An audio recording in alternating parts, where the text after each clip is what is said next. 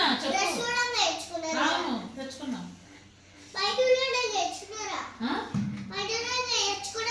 ఏంటివి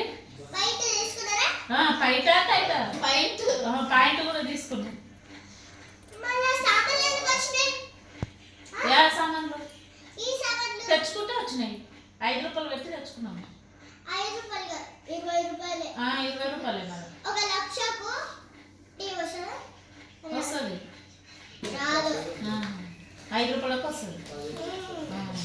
5 రూపాయలు పెట్టి తెచ్చింది మామ. కాదు మరి నువ్వు వేసుకోవాలి అన్నట్టు. నేను వేరే వాళ్ళమా?